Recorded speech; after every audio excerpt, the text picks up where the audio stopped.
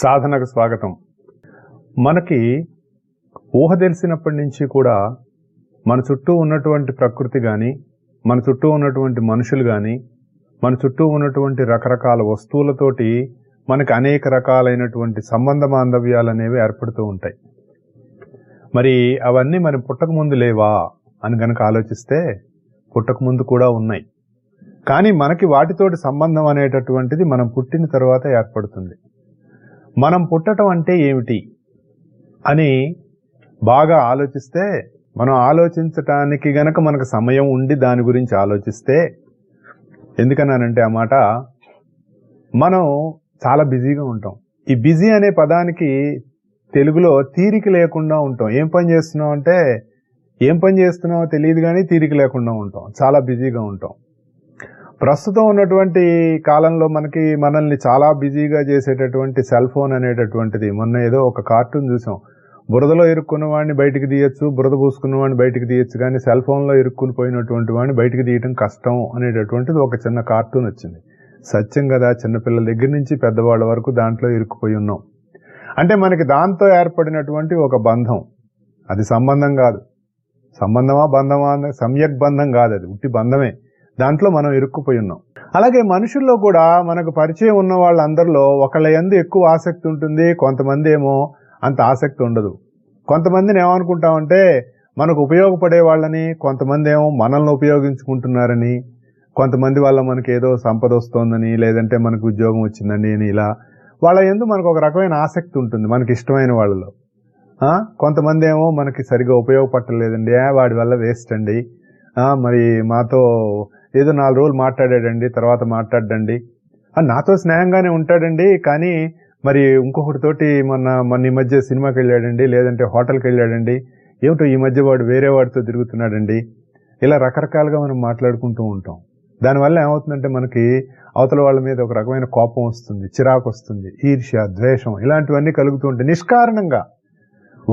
అవతల వాడికి వాడు నీకు స్నేహితుడే, వాడికి కూడా నువ్వంటే ప్రేమ ఉంది. అలాగే వాడు ఇంకొకళ్ళ ఎందు ఒక సందర్భంలో అవతల వాళ్ళ ఇంటికి వెళ్ళటం, లేదంటే ఇంకొకటి ఏదో వాడితో చేయటం వల్ల మనలో కరిగేటటువంటి ఈ కోపము, చిరాకు, ఈర్ష్య, ద్వేషం, ఈ 4 స్తంభాల మధ్యలో, 4 గోడల మధ్యలో మనం ఇరుక్కుపోతూ ఉన్నాం. అట్లాగే కొంతమంది మనకి ఆరోగ్యం బాగాలేదని, పేదరికంతో ఉన్నారండి, మరి ఇంకా ఉద్యోగం రాలేదండి, మనకి ఇంకా పెళ్లి సంబంధాలు కుదరలేదండి, రకరకాలైనటువంటి బాధలు మనకి ప్రపంచంలో మన చుట్టూ ఉన్న వాళ్ళతోటి రకరకాలుగా మనకు ఏర్పడుతూ ఉంటాయి. అయితే కొంతమంది ఏడల కోపతాపాలు ఉంటూ ఉంటాయి, దుఃఖాలు ఉంటూ ఉంటాయి, కొంతమందితోటి సంతోషం ఉంటూ ఉంటుంది. ఇవన్నీ ఏమిటి అని గనక మనం ఆలోచిస్తే అది మనం ఎరిగిన వాళ్ళతోటి మనం పెట్టుకున్నటువంటి సంబంధాలే. ఈ సంబంధాల వల్ల మన మనసు ఏం చేస్తుంది? ఒక తీరుగా నడుస్తుందా? ఒకసారి ఆలోచించండి. మన చుట్టూ ఉన్న వాళ్ళతోటి మనం ఏర్పరచుకున్న సంబంధాల వల్ల మన మనసు సరిగ్గా నడుస్తుందా? లేదు కదా. నిజానికి ఇవన్నీ బంధాలే కానీ సంబంధాలు కావు అని చెప్తారు. బంధం అంటే నిన్ను బంధించేది, సంబంధం అంటే సమ్యక్ బంధాన్ని సంబంధం అంటారు. ఇవన్నీ ఎక్కడ ఏర్పడ్డాయి? మన మనసులో ఏర్పడ్డాయి. మా గురుగారు ఏం చెప్పారంటే, 2 ఇటుకల మధ్యలో గనక సిమెంటు, సున్నం ఇట్లా మనం ఎలా అయితే వేస్తామో, మన మనస్సు 2 వ్యక్తుల మధ్యలో అంటించుకునేటటువంటి ఒక తత్వం ఉంది. అసలు మనస్సు కట ఒక జిగురు ఉంటుందిటండి. ఇప్పుడు మనకి ఒక గమ్ ఉంటుంది చూసారా, గమ్ టేప్ అంటారు, అది ఎక్కడైనా అతికిస్తే అతుక్కుపోతుంది. అలాగే మనస్సు కూడా అటువంటి అతుక్కునేటటువంటి ఒక స్వభావం ఉన్నదట. దానివల్ల అది ఇతరులతోటి ఒక సంఘం పెట్టుకోవటం కానీ, బంధం పెట్టుకోవటం కానీ, ఒక ఆసక్తి ఏర్పరచుకోవటం కానీ, ఇలాంటివన్నీ మనకు జరుగుతూ ఉంటాయి. మరి ఇవన్నీ ఎలా పోతాయి? బాగుంది సార్ మీరు చెప్పినవన్నీ, ఇవన్నీ ఎలా పోగొట్టుకోవాలి?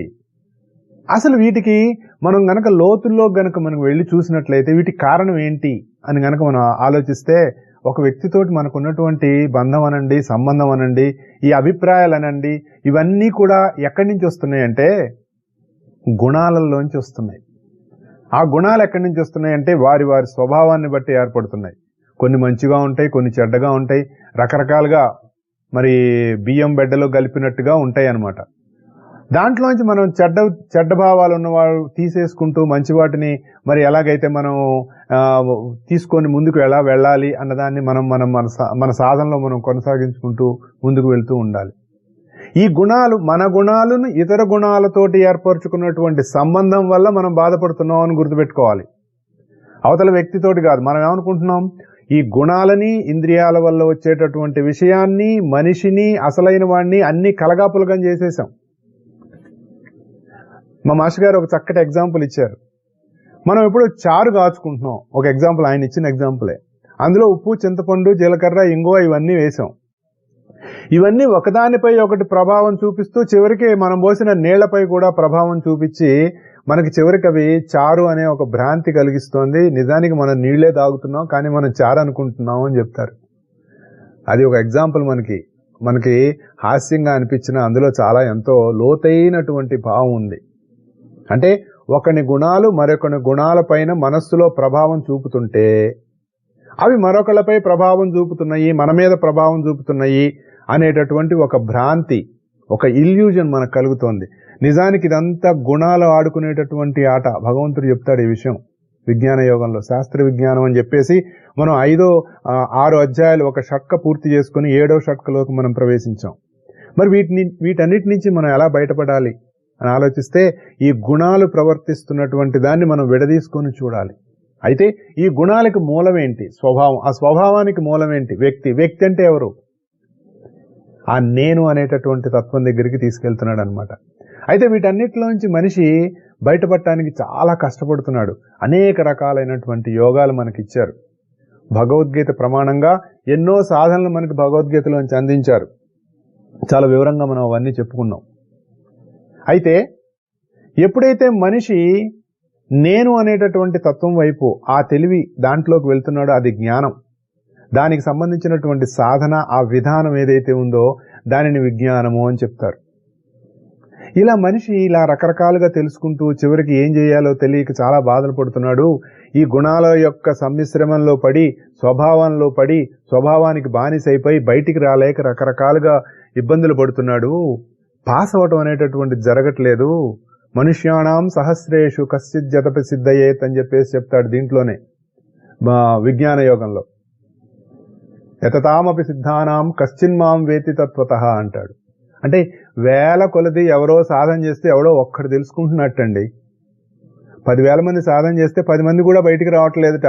ఈ తత్వంలోకి వెళ్ళిపోయి తానెవరు అనేటటువంటి ఒక భావాన్ని బలంగా దాంతో యోగం చెంది దానితో పాటుగా జీవించేటటువంటి ఒకానొక స్థితిలోకి మనిషి వెళ్ళటానికి చూడండి, మనుష్యాణం సహస్రేషు అన్నాడు. 1000 మందిలో ఒకడట.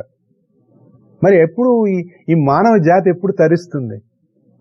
ఇలా 1000 మందిలో ఒకళ్ళు వెళ్తూ ఉంటే ఒక శతాబ్దం గడిచేటప్పటికే ఎంతమంది వెళ్తున్నారు? ఒక 100 సంవత్సరాల కాలంలో ఇలా చూసుకుంటే మరి మనిషికి మరి స్పీడప్ ఎలా అవుతుంది? ఎందుకు అవ్వాలండి స్పీడప్? ఉన్నంతకాలం నడుస్తూ ఉంటుంది, పుడుతూ ఉంటాడు, పోతూ ఉంటాడు అనే భావం మనకు రావచ్చు. కానీ ఇక్కడ అర్థం చేసుకోవాల్సింది ఏంటంటే ఇంకా చాలా జీవులు ఎదురు చూస్తున్నారు వాళ్ళకి అవకాశం కోసం. ఒక స్కూల్ బిల్డింగ్లో తరగతులన్నీ నిండిపోయి ఉన్నాయి. కొత్త వాళ్ళని ఎక్కడ చేరుస్తారు? కొత్త స్కూల్ కడతారా? ఎన్ని స్కూళ్ళని కట్టుకుంటూ వెళ్తారు? అందరూ కూడా కిండర్ గార్డెన్ నుంచి ముందుకెళ్ళట్లా. 10 సంవత్సరాల కాలంలో 2 పాస్ అవుతున్నారట కిండర్ గార్డెన్ నుంచి ఫస్ట్ గ్రేడ్ వెళ్ళటానికి, అలాగే ఫస్ట్ గ్రేడ్ నుంచి సెకండ్ గ్రేడ్కి వెళ్ళటానికి. మరి 10th గ్రేడ్ ఎప్పుడు పూర్తవుతుంది? ఇంకా చేరవలసినటువంటి వాళ్ళు ఎప్పుడు జాయిన్ అవుతారు? అక్కడి నుంచి కాలేజీకి ఎప్పుడు వెళ్తారు? మరి మాస్టర్స్ డిగ్రీ ఎప్పుడు చేస్తారు? మరి విద్యాభ్యాసం వాళ్ళు ఎప్పుడు పూర్తి చేసుకుంటారు అని. అంటే వాళ్ళ జీవిత గమ్యం అయినటువంటి తాను పొందేటటువంటి ఆత్మజ్ఞానం అనేటటువంటి స్థితికి ఎప్పుడు చేరతారు అని కనుక మనం ఆలోచిస్తే అది అక్కడ కనుచూపు మేరలో కనపడట్లా. మరి ఏం చేయాలండి అంటే అప్పుడు సాధారణంగా ఏం చేస్తారంటే స్కూల్ యాజమాన్యం కానీ ప్రభుత్వం కానీ మామూలుగా మినిమం ఇన్ని మార్కులు వచ్చేస్తే పాస్ చేసేసి నెక్స్ట్ క్లాస్కి తోసేయండి అని చెప్తారు. చూసారా? అవునా? అది సహజంగా జరుగుతూ ఉంటుంది కదా. మన కోవిడ్ వచ్చినప్పుడు ఏం చేశారు? ఎగ్జామ్స్ ఏం లేవు, వీళ్ళందరూ పాస్ అయిపోయినట్టే అని నెక్స్ట్ గ్రేడ్కి నెట్టేశారు వాళ్ళని. 10th గ్రేడ్ వాళ్ళని కూడా పాస్ చేసేశారు. అలాంటి ఒక ప్రయోగం సృష్టిలో జరిగింది.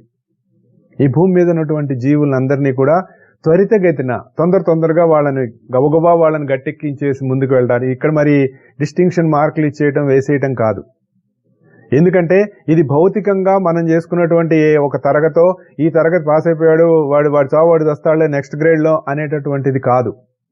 ఇక్కడ వాడు పొందవలసినటువంటి పరిపూర్ణమైనటువంటి కొంత కర్మని అనుభవించి కొంత కర్మని తీసేసి తర్వాత వాడిని ముందుకు తీసుకువెళ్ళవలసినటువంటి ఒక బాధ్యత ఉంది.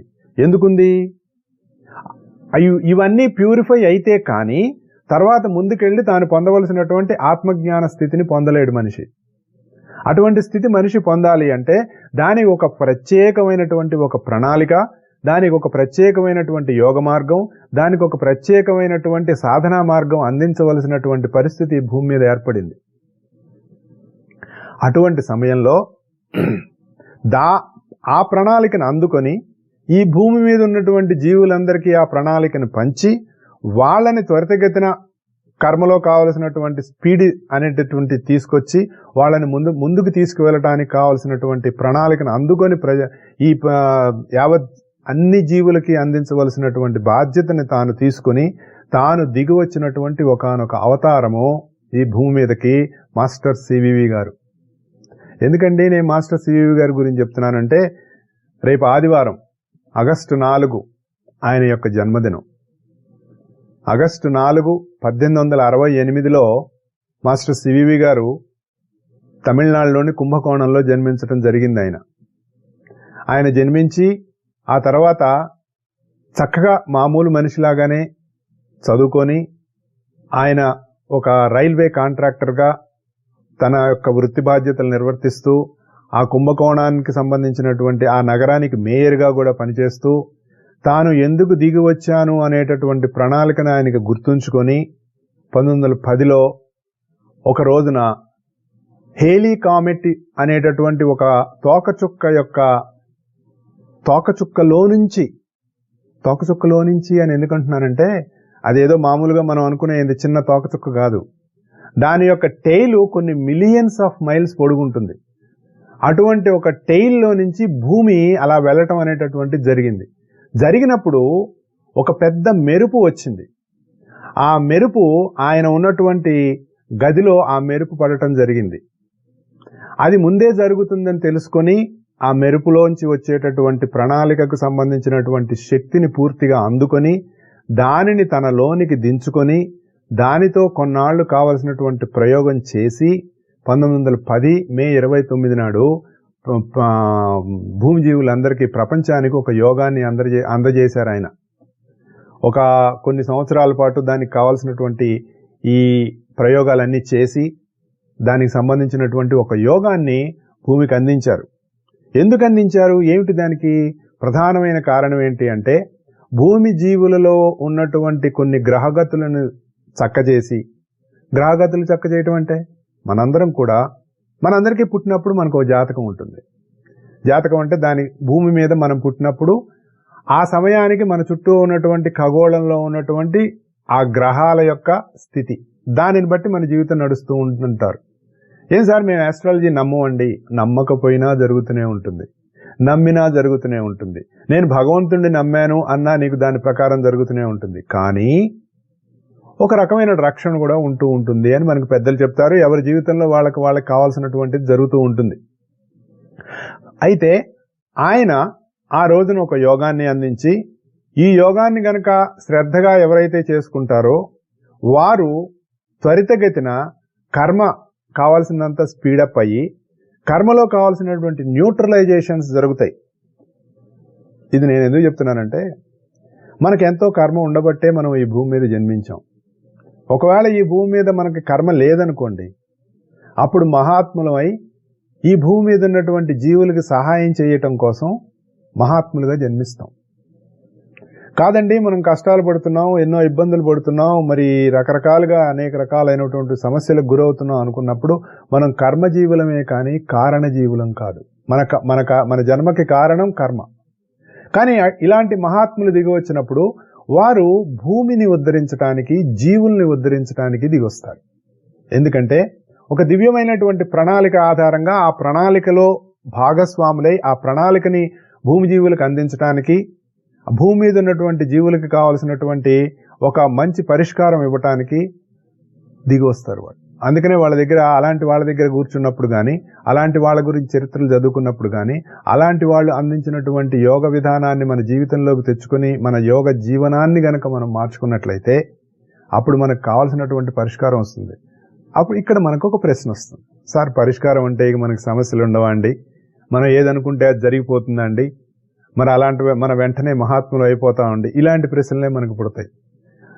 మా మాస్టర్ గారు ఏం చెప్పారంటే, ఇలాంటి ప్రశ్నలు పుట్టని జీవితం నీకు తయారవుతుంది. మామూలుగా మన అందరికీ ప్రశ్నలు వస్తూనే ఉంటాయి.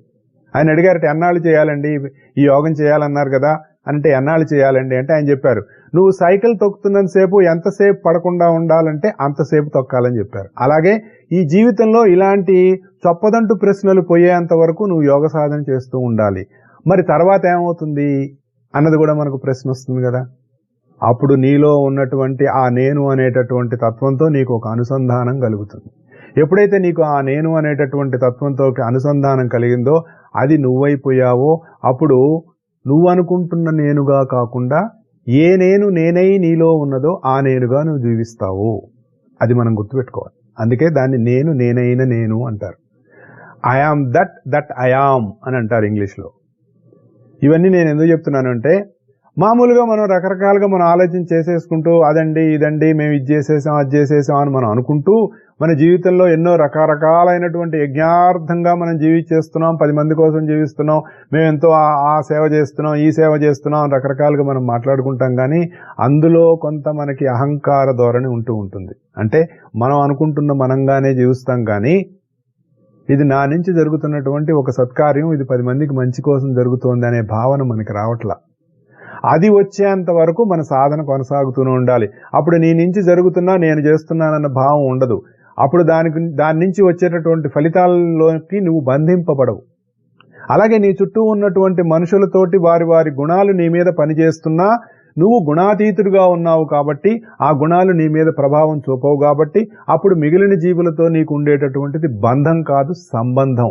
అదే సమ్యక్ బంధం. అంటే వాళ్ళ ఎడలు నువ్వేం చేయాలి, వాళ్ళకి కావలసినటువంటిది ఏది చేయటం వల్ల వాళ్ళకి మంచిది అనేటటువంటి ఒక స్థితిలోకి మనం ఉద్ధరింపబడతాం. అందుకోసం ఇటువంటి మహాత్ములు వచ్చినప్పుడు వారు యోగాన్ని భూమి జీవులకు అందించి మీరున్నటువంటి స్థితిలో నుంచే ఈ యోగాన్ని చేసుకోవాలి అని చెప్పారు. మాస్టర్ సివి గారు అందించినటువంటి యోగాన్ని భృక్తరహిత తారక రాజయోగము అంటారు. అంటే మనం మన జీవితంలో ఉన్నటువంటి అనేక రకాలైనటువంటి కర్మలను మనం అనుభవిస్తూ ఉన్నప్పుడు ఆ కర్మల తాలూకు రకరకాల బాధలు లేదా సంతోషం దుఃఖం సుఖం, 4 రోజులు అమావాస్య 3 రోజులు పౌర్ణిమ, ఇలా మన జీవితం ఎప్పుడైతే నడుస్తూ ఉంటుందో ఆ స్థితి నుంచి నిరంతరము కూడా ఒక స్థిరత్వంతో కూడినటువంటి మానసికమైనటువంటి స్థితిలో నువ్వు జీవిస్తూ ఎటువంటి పరిస్థితి వచ్చినా కూడా నువ్వు స్థిరంగా జీవించడానికి, అంటే నీ మనసు చంచలత్వం మన కృష్ణ అన్నాడు కదా, అటువంటి స్థితిలో కాకుండా అభ్యాస వైరాగ్యేన చ గృహ్యతే అన్నట్టుగా నీకు కావాల్సినటువంటి అభ్యాసము వైరాగ్యము అన్నీ కూడా అందించటానికి నువ్వు నీ జీవితాన్ని వదిలిపెట్టి అడవులకు వెళ్లాల్సిన పని లేదు, కుటుంబాన్ని వదిలిపెట్టి సన్యసించాల్సిన అవసరం లేదు, ఉద్యోగాన్ని వదిలేయాల్సిన అవసరం లేదు, ఆల్రెడీ నువ్వు పెళ్ళయి ఉంటే పెళ్ళాన్ని పిల్లల్ని వదిలేయాల్సిన అవసరం లేదు. నువ్వు ఏ స్థితిలో ఉన్నావో ఆ స్థితి నుంచే నువ్వు ఉద్ధరింపబడటానికి కావాల్సినటువంటి యోగాన్ని మాస్టర్ సివి గారు 1910లో మే 29 నాడు మానవ జాతికి అందించారనమాట. అటువంటి అందించి ఆయన చెప్పారు, ఉదయం సాయంత్రం మీరు చక్కగా ప్రార్థన, దాన్ని ప్రార్థన అన్నారు. ఆయన ఉండగా అనేక రకాలైనటువంటి కోర్సులు అందించారు. ఆ కోర్సులన్నీ కూడా ఇంగ్లీష్లో ఉన్నాయి. అదేమిటండి ఇప్పటి వరకు సంస్కృతంలో ఉన్నాయి మంత్రాలన్నీ, మీరు ఇంగ్లీష్లో అందిస్తున్నారు అని అంటే ఆయన ఒక మాట చెప్పారు, మంత్రం అనేటటువంటిది శబ్దానికి సంబంధించినటువంటిది. అంటే ఒక శబ్దాన్ని మనం ఉచ్చరించబడ్డప్పుడు ఆ శబ్దం ద్వారా వచ్చేటటువంటి శబ్ద తరంగాల ఆధారంగా మన శరీరం మీద దాని ప్రభావం ఉంటుంది. మామూలుగా మన శరీరంలో మనకు ఉన్నటువంటి షట్చక్రాల గురించి చెప్తారు. మూలాధారం నుంచి సహస్రారం వరకు ఉన్నటువంటి ఒక నిచ్చెన. ఈ నిచ్చెన మన యొక్క వెన్నుపూసలో ఉంది. వెన్నుపూస కోసి చూస్తే కనపడుతుందా అండి? వెన్నుపూస కోసి చూస్తే కనపడదు. శక్తి ఎలా కనపడుతుంది? ఇవన్నీ శక్తిమయ కేంద్రాలు. ఈ శక్తిమయ కేంద్రాలు మనకి ఎలా కనపడతాయి అని మనం కనుక ఎప్పుడన్నా ఆలోచిస్తే అవి మనం అనుకున్న భౌతికమైనటువంటి భౌతిక శరీరంలో ఉండవు, కానీ భౌతిక శరీరాన్ని నడిపిస్తున్నాయి. మనం ల్యాప్టాప్లో వర్క్ చేసుకుంటున్నాం, లేదంటే మానిటర్లో చూస్తూ ఉన్నాం. మానిటర్లో కనపడుతున్నటువంటి డాక్యుమెంట్, అది పీడిఎఫ్ కానివ్వండి, మీరు చూస్తున్నటువంటి పేపర్ చదవటం అనండి, ఏదైనా సరే అది ఏమైనా భౌతికంగా ఉందా? ఒకసారి ఆలోచించండి. మీరు దాంట్లోంచి బయటికి తీయాలంటే మనం ప్రింటర్ ద్వారా దాన్ని బయటికి తీసుకొస్తాం. అంటే ఏంటి? ఒక ఎనర్జెటిక్ అనేటటువంటి ఒక ఎనర్జీని మీరు ఫిజికల్ ఫీల్డ్లోకి తీసుకురావాలంటే మనకు ప్రింటర్ అవసరం అవుతుంది. ప్రింటర్ లేకపోతే మీరు మానిటర్ కట్టేశారు, లేదంటే ల్యాప్టాప్ క్లోజ్ చేశారు, ఏమైపోయినాయి ఇవన్నీ? అంటే అందులో ఒక సాఫ్ట్వేర్ ఉండి మనకు ఏ విధంగా అయితే కావాల్సిన దాన్ని అలా అందిస్తూ ఉందో, అంటే అదంతా కూడా ఒక ఎనర్జీ ఫీల్డ్స్. అలాగే మన శరీరాన్ని నడిపిస్తున్నటువంటి ఒక ఎనర్జీ ఫీల్డ్ మనకుంది. దాన్నే సూక్ష్మ శరీరం అంటారు, దాన్నే మనం ఆరా అంటారు. ఆ సూక్ష్మ శరీరంలో ఉన్నటువంటి కేంద్రాలే ఈ సప్త కేంద్రాలుగా మనకు చెప్తారు. ఈ సప్త కేంద్రాలకి మన చుట్టూ ఉన్నటువంటి సప్త గుణాలకు కానివ్వండి, సప్త కేంద్రాలకి మనకి కాస్మోస్లో ఉన్నదానికి వీటన్నిటికీ లింకప్స్ ఉన్నాయి. అదన్నీ వేరే, అవన్నీ కూడా చెప్తారు ఆయన. అసలు జీవుడు, ఒక జీవం అనేటటువంటిది ఈ సృష్టిలోకి ఎలా వచ్చిందో చెప్తారు. చాలా కన్ఫ్యూజింగ్గా ఉంది కదా, కన్ఫ్యూజ్ అవ్వాల్సిన పనే లేదు. ఇదంతా ఓన్లీ కేవలం ఒక చిన్న జస్ట్ కోసం మీకు చెప్తున్నాను. అంటే ఒక మహాత్ముడు దిగొచ్చి ఒక దివ్య ప్రణాళికని మానవ జాతికి అందించినప్పుడు ఆయన ఎంత రీసెర్చ్ చేసుంటారు. ఆయన ఒక శాస్త్రవేత్త. మనం అనుకునేటటువంటి భౌతిక ప్రపంచానికి సంబంధించినటువంటి శాస్త్రవేత్త కాదు ఆయన, సూక్ష్మలోకాలకు సంబంధించినటువంటి శాస్త్రవేత్త. అవును సార్, మీరు ఇన్ని విషయాలు చెప్పారు, మేమంతా ఎలా నమ్మాలి అనే కదా మనకు ప్రశ్న వస్తుంది. ఎవరో ఎక్కడో ఒక సైంటిస్ట్ చేసిన ప్రయోగాన్ని పబ్లిష్ చేస్తే మనందరం గుడ్డిగా నమ్మేస్తున్నాం, అవునా? ఒకప్పుడు భూమి బల్లపరుపుగా ఉంది అంటే నమ్మేశారు, గుండ్రంగా ఉంది అన్నవాడిని కొట్టి చంపేశారు. తీరా మనకు ఫైనల్గా తెలిసింది గుండ్రంగా ఉందని. ఇప్పుడు వాళ్ళందరూ సారీ అండి మేము అప్పుడు అలా అనుకున్నాం అని ఎవరైనా అంటారా? ఇంకో విచిత్రమైన విషయం ఏంటంటే ఇప్పటికి కూడా భూమి బల్లపరుపుగానే ఉందని నమ్మేటటువంటి మనుషులు ఉన్నారు అన్న విషయం చాలా ఆశ్చర్యం వేసింది. ఏంటి, మనం ఇంత సైన్స్ డెవలప్ అయిపోయింది, ఆకాశంలోకి రాకెట్లు పంపించేసి అక్కడి నుంచి మరి స్పేస్ స్టేషన్ నుంచి భూమిని మనం ఫోటో తీసి ప్రపంచానికి పబ్లిష్ చేసినా కూడా నో అవంతా ట్రాష్ అనేవాళ్ళు ఉన్నారు. కాబట్టి ఏదైనా మనం నమ్మాలి అంటే ముందు దాంట్లో ఒక లోతుల్లోకి వెళ్ళి దానికి సంబంధించినటువంటి రీసెర్చ్ చేసి దాన్ని మన జీవితంలోకి అన్వయించుకొని కావలసిన విధంగా మనం ఒక తర్కాన్ని మనలోనే తెచ్చుకుంటూ దాని గురించి ఆలోచించుకుంటూ పెద్దలు చెప్పినటువంటి విషయాన్ని మనం నమ్మాలి అనేటటువంటి ఒక భక్తి విశ్వాసం ఎప్పుడైతే మనలో ఉందో దాని మీద ఒక నమ్మకం కలుగుతుంది. దాన్ని ఆచరించటానికి కావాల్సిన సంసిద్ధత మనకు వస్తుంది, లేకపోతే రాదు. ఇవన్నీ నేను ఎందుకు చెప్తున్నానంటే మనకి మాస్టర్ సివివి అనేటటువంటి ఒక మహా చైతన్యవాహిక ఈ భూమి మీదకి దిగివచ్చి ఎక్కడో సూక్ష్మలోకాలలో ఉన్నటువంటి ఆ తత్వంలో ఏర్పడినటువంటి ఒకానొక దివ్య ప్రణాళిక. ఏమండి, ఇంత మహా విశ్వంలో ఈ భూమి మీదే ఎందుకు ఇలా జరిగింది అన్నది కూడా ఒక ప్రశ్న వస్తుందిగా. సరే, ఎక్కడో మీరు సర్వాంతర్యామి అని చెప్తారు, లేకపోతే ఈ సృష్టి అంతా అని చెప్తుంటారు. ఈ సృష్టి అంతా కనుక మనం లెక్కేసుకుంటే ఈ సృష్టిలో ఉన్నటువంటి ఒకానొక మిల్కీ వేలో ఆ మిల్కీ వే కూడా ఎంత పెద్దదో మనకు తెలుసు కదా. మన సూర్యమండలం మొత్తం అట ఒక మిల్కీ వేని చుట్టి రావడానికి 250 మిలియన్ల సంవత్సరాలు పడుతుందట. ఇదంతా సైన్స్ అందించిందండి. ఇదంతా నా సొంత కవిత్వం కాదు, లేదంటే ఎవరో ఒక ఋషి చెప్పటం కాదు, మనం నమ్మే సైన్స్ చెప్పిందే. అది నమ్మేశాం కదా. ఇది ఎవరు క్యాలిక్యులేట్ చేశారండి? ఇప్పుడు ఒక సైంటిస్టు నాసా వాళ్ళు అనుకుందాం, మేము నాసా వాళ్ళు చెప్పిన దాన్ని మాకు అథెంటికేటెడ్ అండి అన్నప్పుడు నాసా వాళ్ళు ఏం చెప్పారు? ఈ సూర్యమండలం అంతా కూడా మిల్కీ వే చుట్టూ తిరిగి రావడానికి ఒక రౌండ్ వేయటానికి 250 మిలియన్ల సంవత్సరాలు పడుతుంది అని ఎవరు లెక్కేశారండి? Who calculated this? అంటే 250 మిలియన్ల సంవత్సరాల క్రితం ఎక్కడుందో ఇప్పుడు ఆ పాయింట్లో మనం ఉన్నాం అన్నప్పుడు అప్పుడు ఉన్నవాళ్ళు ఇప్పుడు ఎవరన్నా ఉన్నారా? లెక్కేశారా? కానీ మనం నమ్మాంగా ఈ విషయాన్ని. ఇట్ ఈస్ సైన్స్ అంటాం కదా, ఇది కూడా సైన్సే. ఇది నీ కంటికి కనపడని సైన్సు. ఇప్పుడు ఈ 250 మిలియన్ల సంవత్సరాలు పడుతుంది అన్నది కూడా నీ కంటికి కనపడని సైన్సే. అలాగే మాస్టర్ సివి గారు అందించినటువంటి ఈ విషయాలన్నీ కూడా కంటికి కనపడినటువంటి సైన్సే. మహాత్ములు మన పురాణాల్లో మనకి ఇవ్వబడినటువంటి అనేక రకాలైనటువంటి మరి వాంగ్మయంలో ఇచ్చినటువంటి గ్రంథాల్లో ఇచ్చినటువంటివన్నీ కూడా మనకి కంటికి కనపడినటువంటి సైన్సే. ఇమం వివస్వతే యోగం ప్రోక్తమాన హవమయం అని భగవద్గీతలో చెప్పిన మనుష్యాణం సహస్రేషు కశ్చిత్ జతతి సిద్ధయేత్ అనే విషయం చెప్పిన నేను అనేటటువంటి తత్వం నీలోనే ఉంది, అదే జగత్తంతా వ్యాపించి ఉంది. నువ్వు అనుకునే నేను అనే తత్వంలోంచి ఆ నేనులోకి నువ్వు ఎదగాలి, దానికి నువ్వు సాధన చెయ్యాలి అని చెప్పినా ఇదంతా కంటికి కనపడని సైన్సే. నాసా చెప్పిన ఆ విషయాన్ని నువ్వు ఎలా నమ్ముతున్నావో అంతకు కొన్ని వేల కోట్ల రెట్లైనటువంటి సూక్ష్మ స్థితులలోకి వెళ్ళి దీన్ని గ్రహించి చెప్పినటువంటి ఈ మహాత్ముల విషయాలు కూడా నువ్వు నమ్మి తీరాలి. You have no right to negate them. అది మనం గుర్తుపెట్టుకోవాలి. అలా అయితే నువ్వు అది కూడా నమ్మకు. సైన్స్ చెప్పింది కూడా. సైన్స్ అండ్ స్పిరిచువాలిటీ అనేవి నీకు రెండు కళ్ళు. మనిషికి, సాధకుడికి సైన్స్ స్పిరిచువాలిటీ రెండు కళ్ళు. శాస్త్రం అంటేనే సైన్స్. యోగ శాస్త్రే అంటే యోగం అనేటటువంటిది ఒక సైన్స్. అది నువ్వు అనుకున్న భౌతికమైనటువంటి సైన్స్ కాదు. It is a spiritual science. అది మనం అర్థం చేసుకోవాలి. అర్థం చేసుకోకపోతే ఇవంతా మనకి ట్రాష్ అనిపిస్తుంది. ఏదో చెప్పేశారండి, పుస్తకాలు రాసేశారండి, నచ్చిన వాళ్ళందరూ ఇష్టం వచ్చినట్టు మాట్లాడేసుకున్నారండి, అవన్నీ ట్రాష్ అండి అని అంటే నేను కూడా నాసా వాళ్ళు చెప్పిన 250 మిలియన్ సంవత్సరాలు ట్రాష్ అంట. దాన్ని ఎవడైనా ప్రూవ్ చేస్తాడా? ఎవడు ప్రూవ్ చేయలేడు. కనీసం నువ్వు నీ జీవితంలో పెద్దవాళ్ళు చెప్పినటువంటి సాధన, భగవద్గీతలో చెప్పినటువంటి సాధనని నువ్వు గనక కొంత అభ్యాసం చేస్తే, కొంత సాధన చేస్తే అది మనకు తెలుస్తుంది. స్థిర సుఖమాసనం అంటే ఏంటో తెలుస్తుంది. నీ మనసుకు స్థిరత్వం అంటే ఏంటో తెలుస్తుంది ఎప్పుడు సాధన చేస్తే.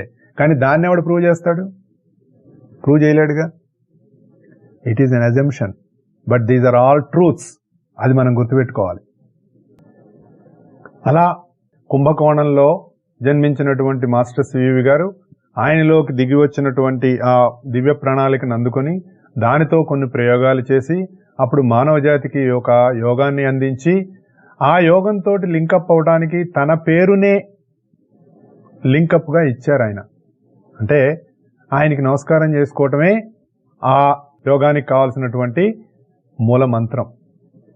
మాస్టర్ సివివి నమస్కారం అని ఎవరైతే ఉదయం 6 గంటలకి, సాయంత్రం 6 గంటలకి అలా నమస్కారం చేసుకుని కన్నులు మూసుకొని నీ లోపల జరుగుతున్నటువంటి ప్రకంపనలు అంటే ఆలోచనలు కావచ్చు, రకరకాలైనటువంటి శబ్ద తరంగాలు కావచ్చు, నీ శ్వాస కావచ్చు, అలా గమనిస్తూ ఒక 15 నిమిషాలు కనుక నువ్వు కూర్చుంటే ఈ శబ్దం ఆధారంగా లోపలికి కావలసినటువంటి చైతన్యం దిగి వచ్చి నీ లోపల కావలసినటువంటి మార్పులను చేసి నిన్ను సరి అయిన మార్గంలోకి, నీ కర్మక్షాళన అంటే కొన్ని నువ్వు అనుభవించాల్సినటువంటి కర్మల్ని నీ చేత అనుభవింపచేసి నీలో ఒక రకమైనటువంటి స్థిరత్వాన్ని కలగజేసి ఎటువంటి పరిస్థితుల్లోనైనా నువ్వు చెదరకుండా, బెదరకుండా నీ జీవితాన్ని నడుపుకునేటటువంటి ఒక స్థితికి నీకు కలిగేలా చేసి ఆ తర్వాత నీకు ఇంకొక ముఖ్యమైనటువంటి ఒక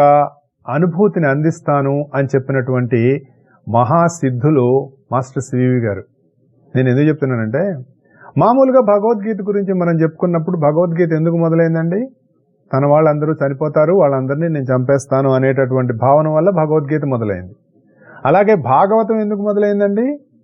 పరీక్షిత్ మహారాజు ఒక ఋషి మెడలో వేసిన పాము వల్ల ఆయన వారం రోజుల్లో చనిపోతాడు అని ఆయన కుమారుడిచ్చిన శాపం ఆధారంగా ఆయన ఒంటి స్తంభం మేడలో ఉండటం వల్ల అది జరిగింది. అలాగే నచికేత విద్య కఠోపనిషత్తులో కూడా, కఠోపనిషత్తులో ఏంటి, ఆయన తండ్రి చేస్తున్నటువంటి యాగానికి వెళ్ళి నన్ను ఎవరికి ఇస్తావు నాన్న, అందరినీ దానం చేస్తున్నావు కదా అని అడిగినప్పుడు నిన్ను యముడికి ఇస్తానని అనటం, ఆయన యముడి దగ్గరికి ఆయన దానం ఇచ్చాడు కదా అని వెళ్ళిపోవటం, అక్కడ నచికేత విద్యగా యముడు నచికేతుడికి బోధించినటువంటి మరణ రహస్యాలు, అలాగే సావిత్రి యొక్క చరిత్ర గనక మనం తీసుకున్నట్లయితే చనిపోయినటువంటి భర్తను బతికించుకోవడం, ఇలా రకరకాలైనటువంటి ఎన్నో కథలు మన పురాణాల్లో మనకిచ్చారు. వీటన్నిటిలో మనకి ఏంటంటే మరణం అనేటటువంటిది మనిషికి అత్యంత భయంకరమైనటువంటి విషయం. అయితే అసలు నిజానికి భగవద్గీత మనకేం బోధిస్తుంది? నువ్వు చనిపోవురా, నీ శరీరం పోతుంది, నువ్వు నీ శరీరం అనుకున్నంత కాలం నీకు మరణం ఉంటుంది. ఎప్పుడైతే నువ్వు శరీరం కాదు, నేను జీవుడును, ఈ శరీరంలో కేవలం నేను జీవిస్తున్నాను, it is a temporary abode, నాకు ఇందులో నేను కొంతకాలం ఉంటాను. ఎలాగైతే మనం ఒక హోటల్కి వెళ్ళి హోటల్లో ఏ విధంగా మనం ఒక రూమ్ రెంట్ చేసుకొని అందులో ఉంటామో, అలాగే ఈ శరీరాన్ని మనం ఇలా కొంత హైపోతికేటెడ్ సిస్టమ్ మనకిది, కొంతకాలం ఇందులో ఉంటాం, వెళ్ళిపోతాము, ఇది పర్మనెంట్ కాదు, ఇది కేవలం మనకి ఇవ్వబడినటువంటిది. తద్వారా మనం చేయవలసినటువంటి కర్తవ్యాలను నిర్వర్తించుకుంటూ మనం మన కర్మని అనుభవిస్తూ మన జీవితాన్ని ముందుకు తీసుకువెళ్తూ యజ్ఞార్థమై ప్రపంచంలో పొందినటువంటి 10 మంది జీవులకి మనం చేయగలిగినటువంటి సహాయం చేసుకుంటూ ముందుకు వెళ్ళటం వల్ల మనం తరింపబడతాము అనేటటువంటి భావంలోకి ఎవరెళ్తారో వాళ్ళు మరణ స్థితిని దాటిన వాళ్ళు. ఎందుకంటే వాళ్ళు ఎప్పుడూ కూడా నేను అనే తత్వంతో ముడిపడి తాను మరణించక తాను చేయవలసినటువంటి కర్తవ్యాన్ని నిర్వర్తించు వెళ్తూ ఉంటారు. అటువంటి స్థితికి నిన్ను తీసుకువెళ్తాను అని మాస్టర్ సివి గారు వాగ్దానం చేశారు. ఆయన అడిగారు, ఏమండి మీరు ఇన్ని చెప్తున్నారు, మీరు ఎవరండి అంటే నేను బ్రహ్మాన్నిరా అన్నారు. బ్రహ్మం అంటే జగత్తంతా వ్యాపించి ఉన్నటువంటి తత్వం. ఆ తత్వమే ఆయనలోకి మేల్కాంచి దిగి వచ్చి జీవులందరికీ కావలసినటువంటి తారణ విద్యను అందించింది, తరింపజేసేటటువంటి విద్యను అందించింది. తద్వారా ఆయన ఎన్నో విషయాలు, సూక్ష్మలోకాల్లో ఉన్నటువంటి ఎన్నో విషయాలను ఆయన్ని గ్రంథస్థం చేశారు. ఆయన పక్కన ఉన్న ఆయన ఏం చెప్పారంటే ఇంకొకటి, ఐఎమ్ ద ఫస్ట్ మీడియం అని చెప్పారు. అంటే తనంతట తానుగా దిగి వస్తున్నటువంటి ఒక మహా చైతన్యానికి నేను మొదటి వాహికను, నా నుంచి మీ అందరికీ దీన్ని ప్రసారం చేస్తాను, మిమ్మల్ని కూడా నా అంతటి వాళ్ళని చేస్తాను, నాలాగే మీరు కూడా ఈ చైతన్యాన్ని 10 మందికి ప్రసారం చేయవచ్చు, వాళ్ళకు కావలసినటువంటి మరి హీలింగ్ అనండి, లేదంటే వాళ్ళకు కావలసినటువంటి అన్ని రకాలైనటువంటి వాళ్ళ శ్రేయస్సుకు కావలసినటువంటి మీరు కర్తవ్యాలను మీరు వాళ్ళకి ధైర్యాన్ని ఇవ్వచ్చు, అనేక రకాలుగా మనకి ఆయన ఈ యోగాభ్యాసంలో అందించారు. దానికి ఆయన చెప్పింది ఉదయం సాయంత్రం క్రమశిక్షణతోటి మీరు ప్రార్థన చేయటం. 2, ఎవరిని ఏమి అడుక్కోవద్దు. మీకు బాధ కలిగినా సంతోషం కలిగినా సుఖమైనా దుఃఖమైనా ప్రార్థనలో నాకు కనుక మీరు సమర్పణ చెందితే దానికి కావాల్సిన విధంగా నేను మార్పులు తీసుకువస్తాను. నీకు ఎవరితోటి నీకు స్నేహం కావాలి, ఎవరితోటి నీ సంబంధం కొనసాగాలి, ఎవరితోటి ఎప్పుడు ఎక్కడ దేన్ని ఎలా కట్ చేయాలి అవన్నీ నేను చూసుకుంటాను అని అన్నారు. ఏమండి మరి ఆయన నేను అన్నారు, కృష్ణుడు నేను అన్నాడు. ఈ నేనులంటే ఏమిటండి అంటే మనం ఎప్పుడూ చెప్పుకునేటటువంటి నేనే అసలైన నేను. నా అంతటి వాడిని చేస్తానంటే ఆయనలాగా తయారు చేస్తారని కాదు, ఆయన అనుకునే నేను వేరు. మనల్ని ఆ స్థితికి తీసుకువెళ్ళడానికి మనకి ఈ యోగం ఉపయోగపడుతుంది. ఆ యోగాన్ని మానవ జాతికి అందించారు. అసలు మానవ జాతికే కాదు, ఆయన ఇంకో మాట చెప్పారు, ఇది మనుషులకే కాదు అన్ని జీవులకి అని చెప్పారు. అన్ని జీవులకే కాదు సూర్యమండలంలో ఉన్నటువంటి సూర్యమండలానికి కూడా అని చెప్పారు. నేను కొంతమంది కొన్ని గ్రహాలతో పనిచేశాను, వాళ్ళు సరిగా పనిచేయటం లేదు, కొన్ని రెక్టిఫికేషన్స్ వాళ్ళకు కూడా చేశాను అన్నారు. ఎన్నో కోర్సులు ఇచ్చారు, అన్నీ ఇంగ్లీష్లో చెప్పారు. ఆయన చెప్పారనమాట, రాబోయేటటువంటి శతాబ్దాలలో భూమి మీద సంస్కృతం కంటే ఇంగ్లీష్కే ఎక్కువ ప్రాధాన్యత ఉంటుంది. కాబట్టి ఆ శబ్ద తరంగాలతో కూడినటువంటి కొన్ని రకాలైనటువంటి మంత్రాలు నేను అందిస్తున్నాను, కానీ అవన్నీ అవసరం లేదు, ఈ ప్రార్థన ఒక్కటి చాలు అని చెప్పారు. నేను ఇంత అథెంటికేటెడ్గా ఎందుకు చెప్తున్నానంటే ఈ విషయాన్ని, గత 25 సంవత్సరాలుగా నేను చేస్తున్నటువంటి ఈ ప్రార్థనలో నేను పొందిన అనుభూతులనండి, లేదంటే జీవితం ఎలా నడిచింది అనేటటువంటిది దానికి ఉదాహరణ నేను. కాబట్టి నేను ఇంత అథెంటికేటెడ్గా చెప్పగలుగుతున్నాను. నా జీవితం ఎలా నడుస్తోంది అన్నది దానికి ఒక ఉదాహరణగా నేను చెప్తున్నాను. ఈ రోజున ఇక్కడ కూర్చొని ఇన్ని విషయాలు నేను మాట్లాడుతున్నాను అంటే అది మాట్లాడేవాడి గొప్పతనం కాదు, వాడి లోపల నుంచి మాట్లాడిస్తున్నటువంటి మా గురువు గారి గొప్పతనం. ఇక్కడ కూర్చున్నాం, ఆయన ఏమన్నారు, ఆ మహా చైతన్యానికి నేను వాహికని అన్నారు. అలా ఆయన యొక్క చైతన్యానికి నేను కూడా ఒక వాహికనై ఆయన చెబుతున్నటువంటి విషయాలు భాషిస్తే అవి నేను అందిస్తున్నాను తప్ప ఇక్కడ మాట్లాడుతున్నవాడి గొప్పతనం ఏమీ లేదు, అది గుర్తుపెట్టుకోవాలి. అలా మిమ్మల్ని అందరినీ తయారు చేస్తానని చెప్పారు. అసలు సృష్టిలో జీవం ఎలా వచ్చిందో చెప్పారు. మనం ఇంకొక విషయం చెప్పుకోవాలండి, ఇక్కడ చాలా ఉన్నాయి. ఒక్క ఈయన అందించినటువంటి మాస్టర్ సివివి గారు అందించినటువంటి యోగం గురించి చెప్పుకోవాలనుకుంటే భగవద్గీత చెప్పుకున్నంత చెప్పుకోవచ్చు మనం, అంతటి విషయం ఉంది. మన భూమి చుట్టూతా కూడా ఎలక్ట్రోమాగ్నెటిక్ ఎనర్జీ ఉంది అని చెప్తారు. ఈ ఎలక్ట్రోమాగ్నెటిక్ ఎనర్జీలో నుంచే ఎలక్ట్రిసిటీ జనరేట్ అవుతుంది. మ్యాగ్నెటిజం అండ్ ఎలక్ట్రిసిటీ ఈ రెండింటినీ ఎవరు విడదీయలేరు. అవి ఆత్మ ప్రాణం లాంటివి. ఆత్మను ప్రాణము అనుసరిస్తుంది అని చెప్తుంది ఆత్మోపనిషత్తు. అసలు ప్రాణం ఎంత సూక్ష్మమైనదో తెలుసా అండి? సూక్ష్మాతి సూక్ష్మమైనది. అంటే ఒక మనిషి మనసు ఊహించలేనంత సూక్ష్మమైనది ప్రాణం అంటే. అసలు ఒక అణువులోకి ప్రాణం రావటానికి దానికి ముందు ఎన్ని మార్పులు జరిగినాయో మనకి ఎక్కడన్నా ఎప్పుడన్నా విన్నామా? దానిని మాస్టర్ సివి గారు వివరించారు. ఎన్ని స్థితులలో చివరికి ఏ స్థితిలోకి ఒక అణువులో ప్రాణం అనేటటువంటిది వచ్చింది. సటిలెస్ట్ ఆఫ్ ద సటిల్ అన్నమాట. ఆ స్థితిలో ప్రాణం అనేటటువంటిది ఒక అణువులో మేల్కాంచుతుంది. అలా మేల్కాంచినటువంటి అణువులో మొట్టమొదటిగా కూడా అది ఎట్లా ఉంటుందంటే నిద్రాణమయ్యే ఉంటుంది. ఖనిజాలుగా, తర్వాత వృక్షాలుగా, తర్వాత జంతువులుగా, తర్వాత మనుష్యులుగా అదే కణం రకరకాలుగా పరిణామంలో ముందుకు వెళుతుంది. ఇదంతరికీ తెలిసిందే.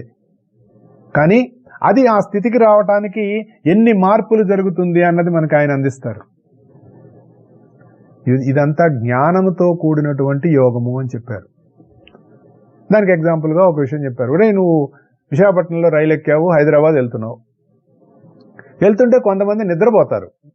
విశాఖపట్నంలో రైలు ఎక్కంగానే బెర్త్ వేసేసుకొని నిద్రపోతారు, హైదరాబాద్లో లేస్తారు. వాళ్ళకి ప్రయాణం జరిగింది.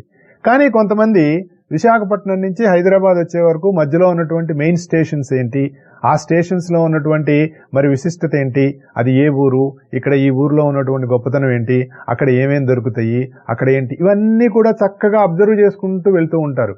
వీళ్ళకి అదే ప్రయాణం జరుగుతూ ఉంటుంది. మొదటివాడు నిద్రపోయాడు, రెండోవాడు మెలకువతోటి ప్రయాణం చేశాడు.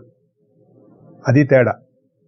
అలాగే మాస్టర్ సివి గారు ఏం చెప్పారంటే, మీరు మీ యోగ సాధనలో మెలకువతోటి మీకు కావలసినటువంటి జ్ఞానాన్ని మీరు పొందుతూ మీ జీవితంలో ముందుకు వెళ్తారని చెప్పారు. ఏమిటి ఆ జ్ఞానము? మనం గత కొంతకాలంగా చెప్పుకున్నటువంటి భగవద్గీతలో అందించినటువంటి జ్ఞానం, పతంజలి యోగ సూత్రాల్లో అందించినటువంటి జ్ఞానం, మరి కుండలి యోగంగా చెప్పుకునేటటువంటి జ్ఞానం, ఇవన్నీ కూడా అందులో వస్తాయి. అసలు కుండలిని అంటే ఏంటండి? ఒక చిన్న ఎగ్జాంపుల్ మామూలుగా మనం మాట్లాడుకుందాం. అందరూ మాట్లాడతారు కుండలిని అంటే. ఇందాక చెప్పాను నేను ఆరా అని అన్నాను. ఆరా అంటే మన చుట్టూ ఉన్నటువంటి ఒక ఎనర్జీ ఫీల్డ్. ఆ ఎనర్జీ ఫీల్డ్లో ఉన్నటువంటి శక్తిమయ కేంద్రాలు 76,000 శక్తిమయ కేంద్రాలు ఉంటాయి. ఆ శక్తిమయ కేంద్రాల్లో ఒక 10 ఇంపార్టెంట్, ఆ 10లో కూడా మళ్ళీ కొన్ని 7 ఇంపార్టెంట్, అందులో 3 ముఖ్యమైనవి. ఇలా రకరకాలుగా మనకి యోగశాస్త్రం చెప్తూ ఉంటుంది. ఇవన్నీ యోగ రహస్యాలు. ఏమిటి సార్ మీరు ఇలా టోరీ రేడియోలో కూర్చొని యోగ రహస్యాలన్నీ చెప్పేస్తున్నారంటే, మరి భగవద్గీతలో చెప్పబడినటువంటి రహస్యాల కంటే గొప్ప రహస్యాలు ఏం కాదు ఇవి. అది మనం చెప్పుకున్న తప్పు లేదు. కారణం ఏంటో తెలుసా? మనకి ఒక గొప్ప వరం ఉంది, అదే మర్చిపోవటం. మరపు అనేటటువంటి వరం మనిషికి ఇవ్వబడింది కాబట్టి ఎంత గొప్ప రహస్యం చెప్పినా మర్చిపోతాడని తెలిసే భగవద్గీతలో చెప్పాల్సిన రహస్యాలన్నీ చెప్పేశాడండి. యోగ శాస్త్రే అన్నారు కదా, అందుకే యోగ శాస్త్రంలో చెప్పాల్సిన రహస్యాలన్నీ చెప్పేశారు. మరి ఇంకా మనం ప్రత్యేకంగా ఇప్పుడు మనం ఇక్కడ చెప్పుకున్న ఉపనిషత్తు బ్రహ్మ విద్యాయాం యోగ శాస్త్రే కృష్ణార్జున సంవాదే అని చెప్పుకుంటాం కదా మనం. కాబట్టి ఏమీ తప్పు లేదు. మనకు మతిమరుపు అనేటటువంటి ఒక చక్కటి వరం ఉంది కాబట్టి ఎన్ని చెప్పుకున్నా తప్పు లేదు.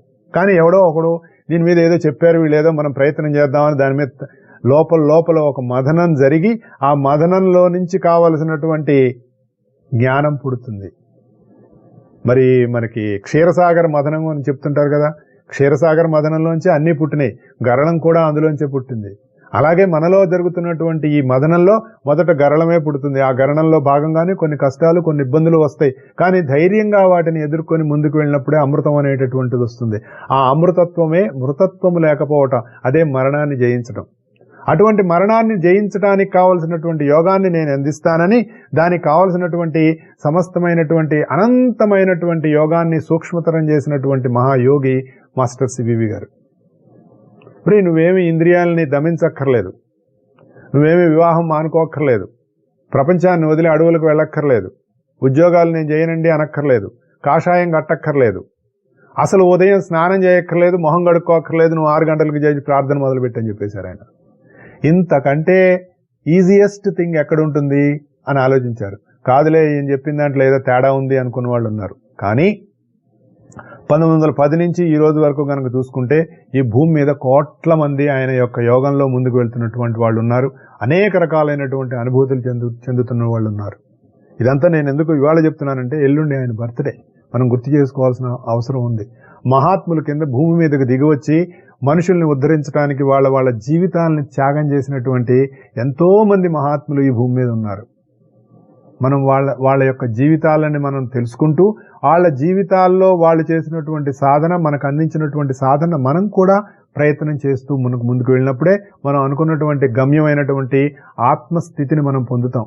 దానికోసం ఈ సాధనలన్నీ కూడా అందులో భాగంగానే మనం ఇవన్నీ చెప్పుకుంటూ ఉన్నాం.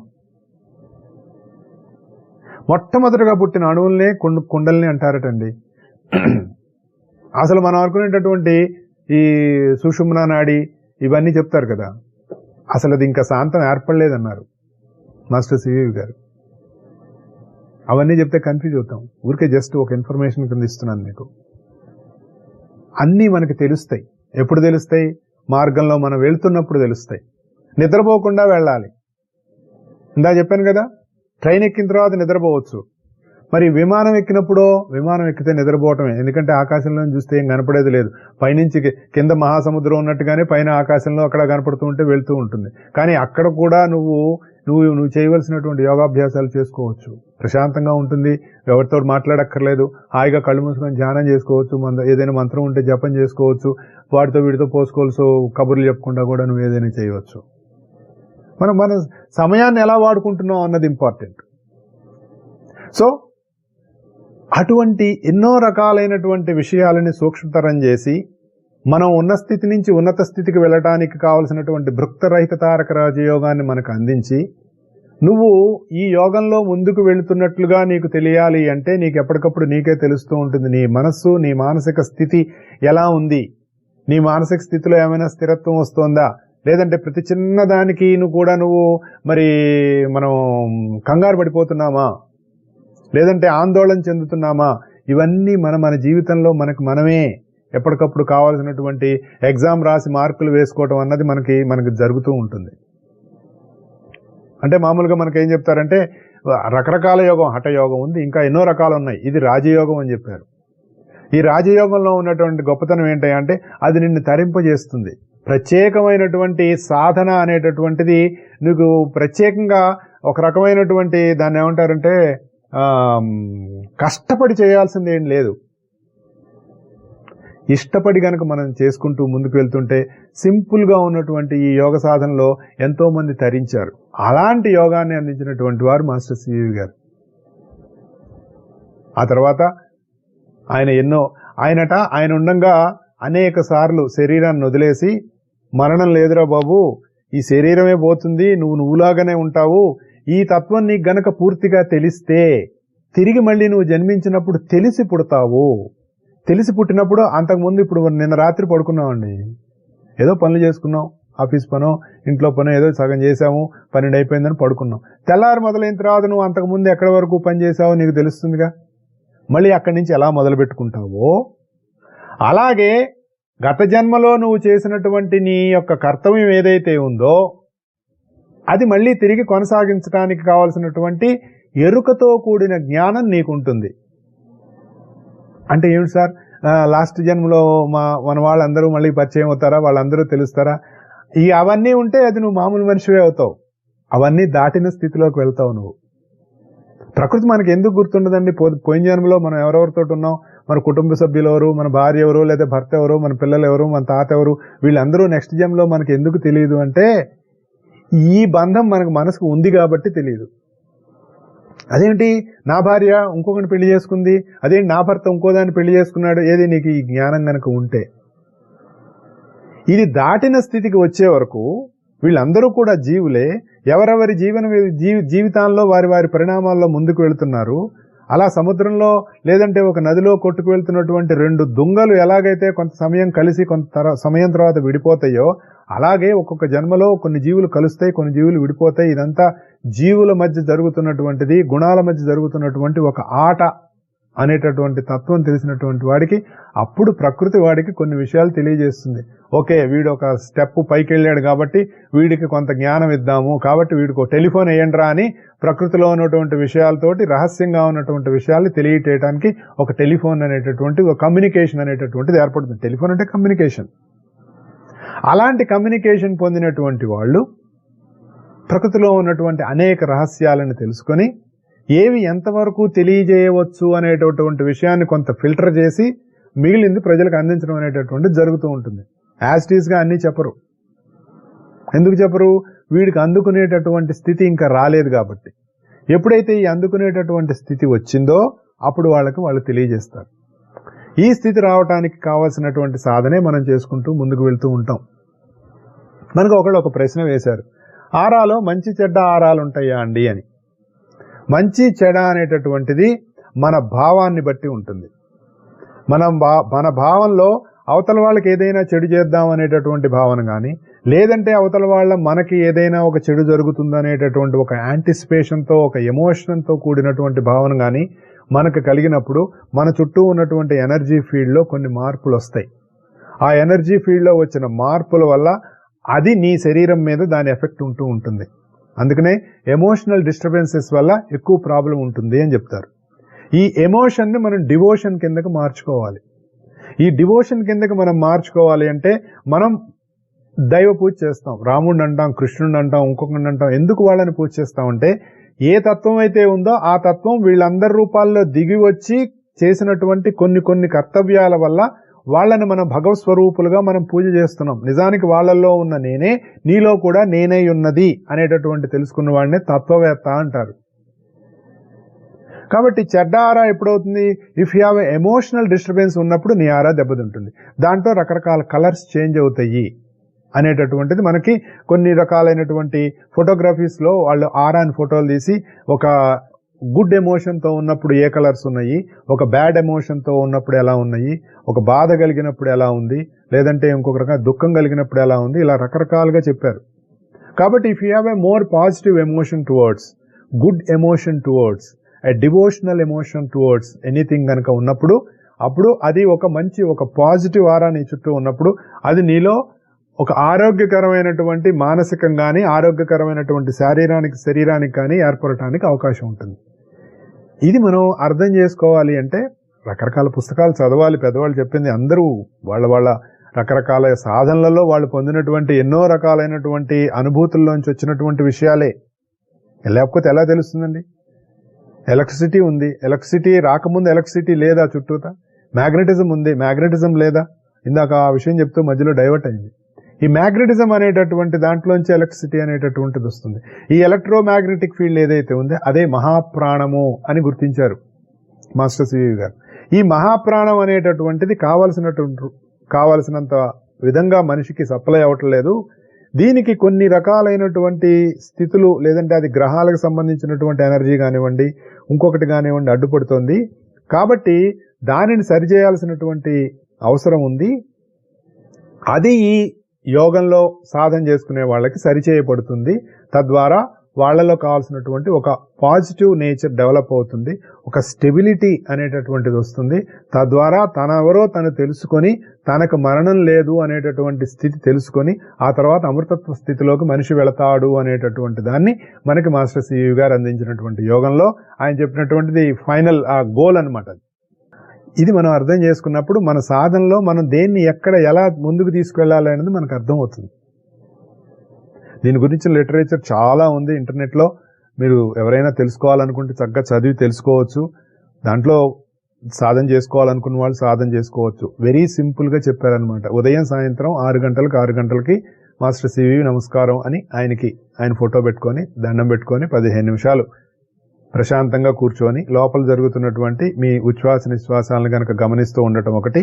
ఎవరిని ఏది కోరకుండా ఏదైనా బాధ కానీ సంతోషం కానీ కలిగినప్పుడు అది ఆయనకే సమర్పణ చేయించటం కానీ. 3, మనం చేయగలిగినటువంటి సేవ నిస్వార్థంగా తిరిగి వాళ్ళ నుంచి ఏమీ ఆశించకుండా చేయగలిగినప్పుడు మనం సాధనలో ముందుకు వెళ్ళడానికి కావాల్సినటువంటి సత్వరం స్పీడప్ అనేటటువంటిది జరుగుతుంది అన్నది ఆయన అందించినటువంటిది. ఆయన అనేక సార్లు దేహం వదిలేసి మరణం లేదు అనేటటువంటి దాన్ని కూడా నిరూపించారు ఆయన. అలాగే చనిపోయిన తర్వాత 4 రోజుల తర్వాత ఆయన మేనత్త గారిని బతికించారు. అలాగే ఆయన కుమారుడు చనిపోతే 7-8 సార్లు తిరిగి ఆ కుమారుడికి ఆయన తిరిగి ప్రాణాన్ని అందించడం జరిగింది. ఇలా ఎన్నో ఉన్నాయి. ఆయన జీవితం చదువుకుంటే మనకు తెలుస్తుంది.